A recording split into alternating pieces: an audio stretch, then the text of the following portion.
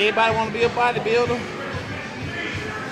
but don't nobody want to lift no heavy ass weight. Conventional wisdom has us convinced that high reps and light weights builds muscle endurance and makes little contribution to gains in muscle mass. Heavier weights in the low to moderate rep range, on the other hand, has long been accepted as the best way to maximize muscle growth. In fact, many of you are probably familiar with simplified charts like these, showing that moderate to heavy loads leads to greater hypertrophy and strength, whereas lighter loads leads to more muscular endurance with less contribution to hypertrophy. So based on this, it may seem that heavier loads is a way to go in terms of hypertrophy, but to determine whether this is a valid perspective or not, in this video we'll cover the research behind the use of heavy weights versus light weights and which is more optimal in terms of muscle growth. So let's start by quickly covering the research behind it, which is pretty clear cut. A lot of the initial findings regarding this topic was done by Stuart Phillips and his colleagues. In their 2012 study, they gathered 18 male subjects to train their legs on the leg extension machine 3 times a week for 10 weeks, with one group using 30% of their 1 rep max for 30 to 40 reps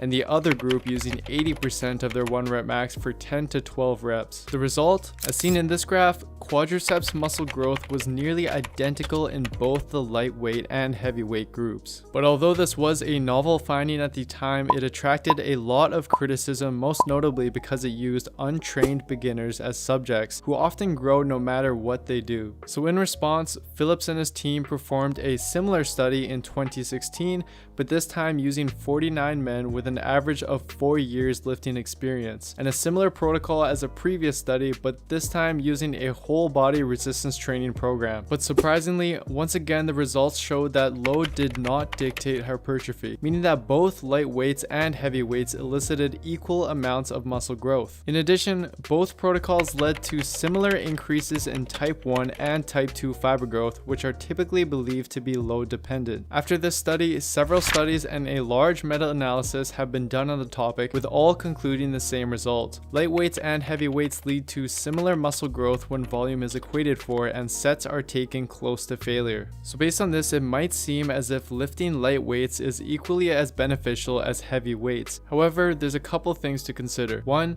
when looking at strength, this meta-analysis of 8 relevant studies comparing heavy versus light weights showed that the use of heavy weights tends to be better in terms of strength gains, which in the long run I think would lead to better hypertrophy when compared to lighter weights. And 2, keep in mind that these studies involve the use of pushing to near failure regardless of the weight used, and training to failure in a higher rep range is a lot more uncomfortable than doing so with lower reps and heavier weight due to the increased metabolic stress. In fact, some of the subjects performing the lightweight protocols even ended up throwing up after high rep sets. It could happen. I threw up many times while I was working out, but it doesn't matter because it's all worth it.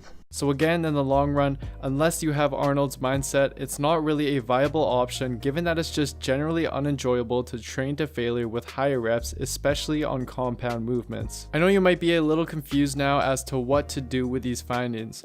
So let's take a look at how you can apply this to your workout in order to maximize muscle growth. 2 of the main mechanisms of muscle growth are mechanical tension and metabolic stress. These 2 mechanisms are basically in a constant tug of war during your workout, meaning more of one generally means less of the other. When you lift heavier weights, you induce more mechanical tension. When you lift lighter weights but for more reps, you can cause more metabolic stress. This is probably why lighter weights and heavier weights leads to equivalent muscle growth when equated for volume, since they each target separate mechanisms but leads to the same outcome of muscle growth. So in order to maximize muscle growth, it may be beneficial to target both mechanisms in your workout. Since heavy loads are more beneficial for strength gains and mechanical tension and are easier to take close to failure, increasing strength on your heavy compound movements should be the foundation of your long-term training. But in addition, as stated by hypertrophy expert and researcher Brad Schoenfeld, it is likely that exercise centered on achieving a pump via higher rep sets with low weights and short rest also provides a potent hypertrophic stimulus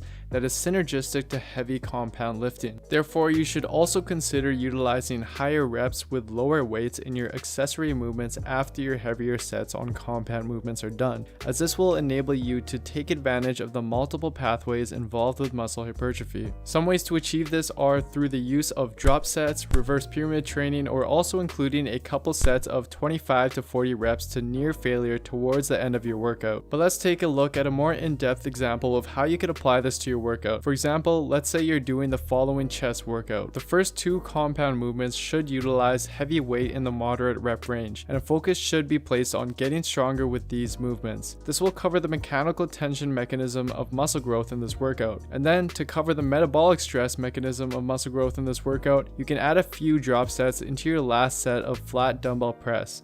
And you can also utilize a higher rep range with low weight and go to near failure on the accessory movements. But keep in mind that there are several ways to incorporate both mechanisms of muscle growth. This is just an easy to follow example for you guys to apply.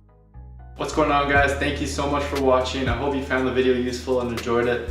I just want to let you guys know that from now on I'll be posting summaries of all my videos in the form of articles on my new website builtwithscience.com, so feel free to check it out if you want to read a little bit more about the topic and the research behind it. And I'll leave a link in the description box down below for the summary to this video so you guys can check that out. Anyways, as always, if you enjoyed this video, please don't forget to give it a like, leave a comment, and subscribe to my channel if you haven't already. And also give me a follow on Instagram as well, where I'll be posting informative content on a more regular basis. Anyways, that's it for this video, guys. Thank you so much for all your support. I'll see you next time.